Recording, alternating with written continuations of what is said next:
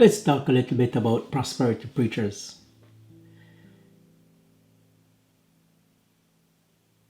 Not all of them will tell you all about money.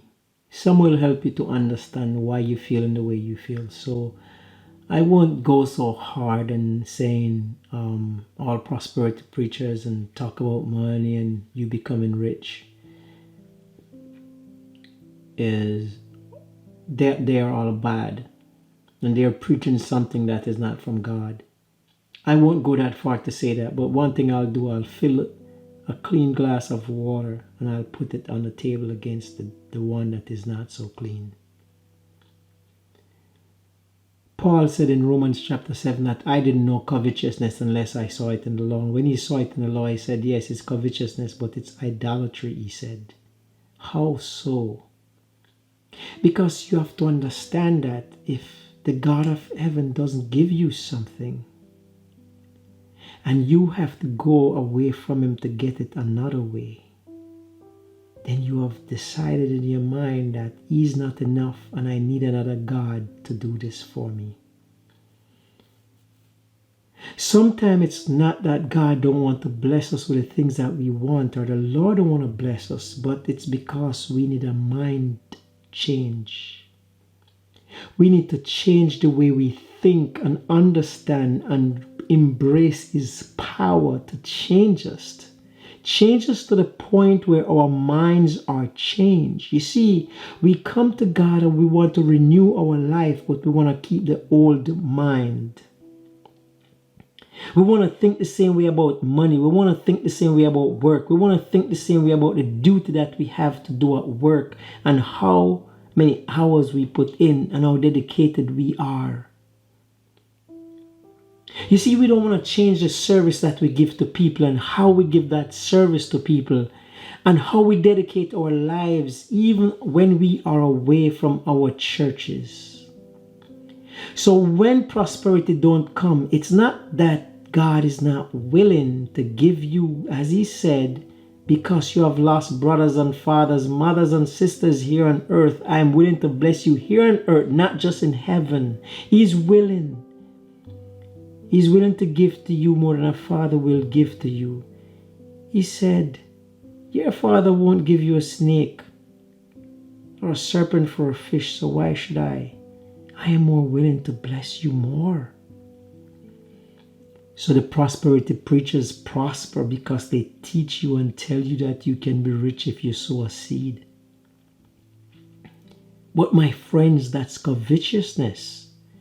And it leads to idolatry, because if God didn't bless you with it, and you covet, and you ask, and you do all the pastors tell you to do to get what you want, then it wouldn't be going through Christ.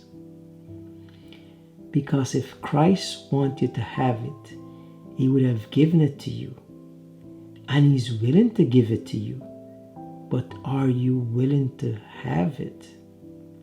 You see, $1 million earned is not the goal.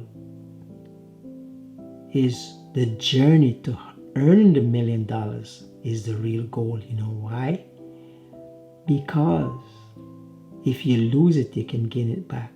But in the time that it took you to gain that $1 million, you have learned so much and you have changed. Christ is saying, if you come to me and I bless you, by the time you get there, you'd have understood the way it was done, and your mind would have been changed. He's willing to bless you. But will you listen to these prosperity preachers and telling you that you must sow a seed and this and because you don't believe and make you feel as if there's more that you have to do, and then you start to do all kind of scheming and putting money here and put more money for tithe and offering because that's the way you get it back? Let me tell you something. You can't pay God off. The way you pay him off is with your soul. Your soul is the currency that God will use in heaven. The currency is your soul, your dedication, your mind, your will given over totally to him. A lot of times we come with our body, like the song says, your mind is here with me, or your body, I should say, but your mind is on the other side of town. We have given God our lives, but many times our minds are somewhere else. It's still in the world. And because of this, when we're not blessed, because we don't understand the power that He gives,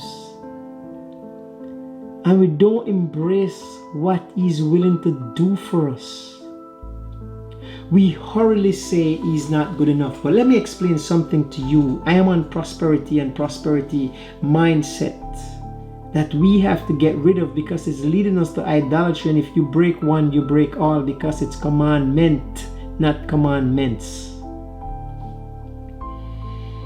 You see, when you ask for something like a car, and you describe the car that you want in your mind, a lot of us never do that. We never describe that car. We never go down to the detail of exactly what we want. So if God give us something, we said, what kind of putt car is this? You never told Him what you want. But the way you picture it in your mind, because of where your mind was, it's a putt car, and He gave it to you.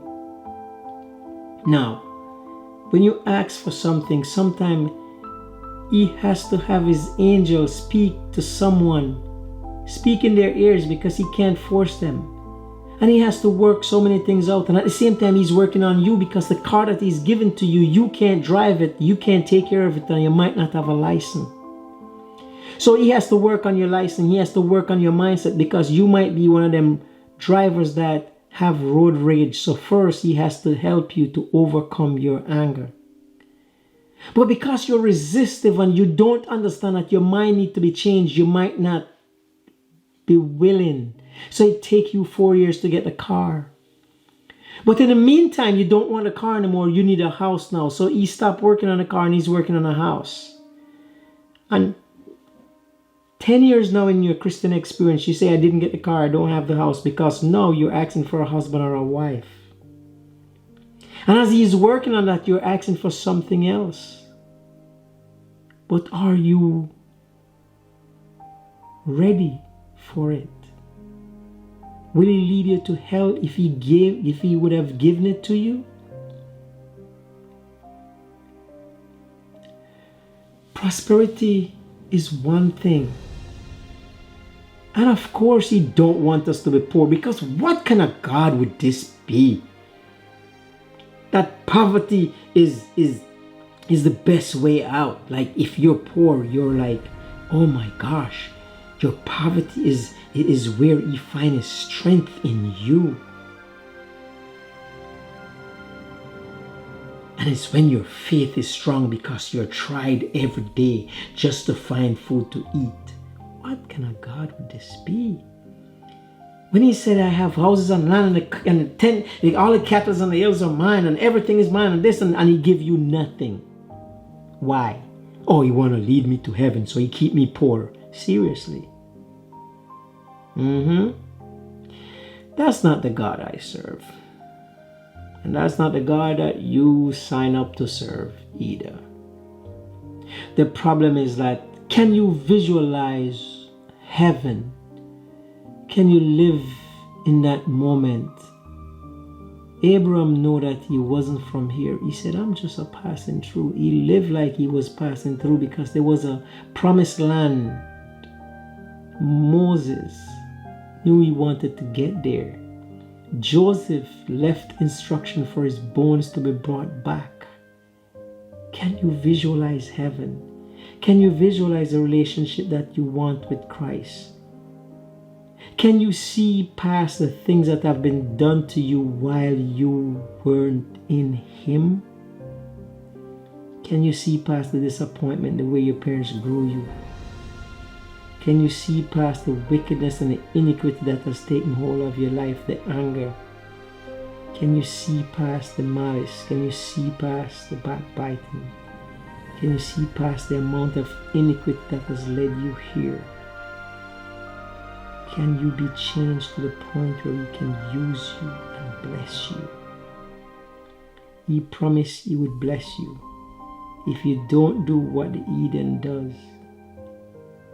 So why a pastor have to tell you that you need to sow a seed and be covetous? Because now you want something that has not been given to you. So you have to now seek another God to give it to you. Because if he didn't give it to you, then how are you getting it when the currency of heaven is not paid up front? Your heart, your mind, your soul. Your soul is his. Give him your soul.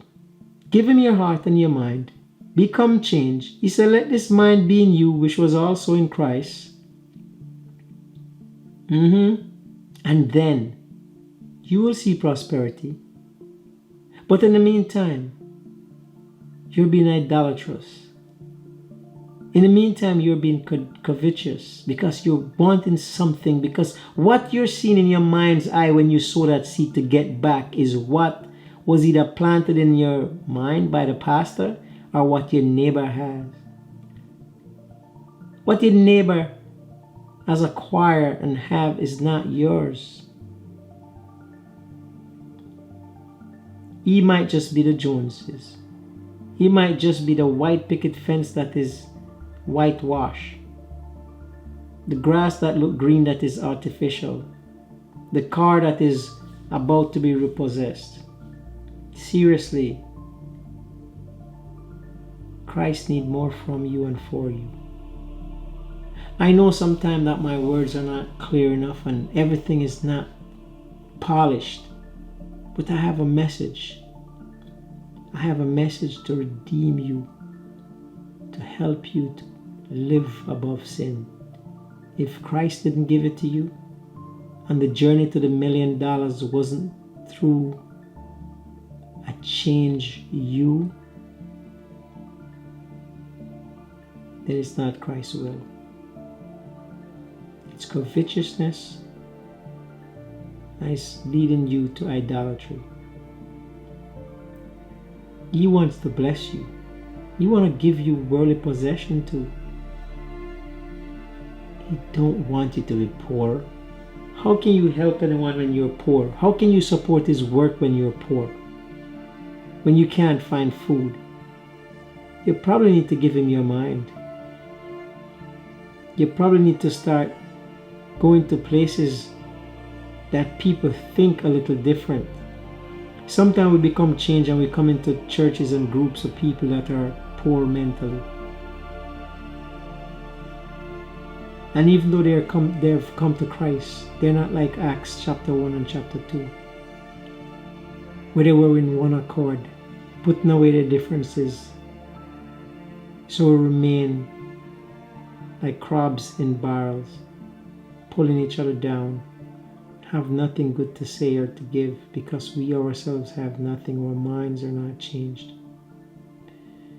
So a changed mind, surrender to Christ, is the currency that he will respect. And in kind,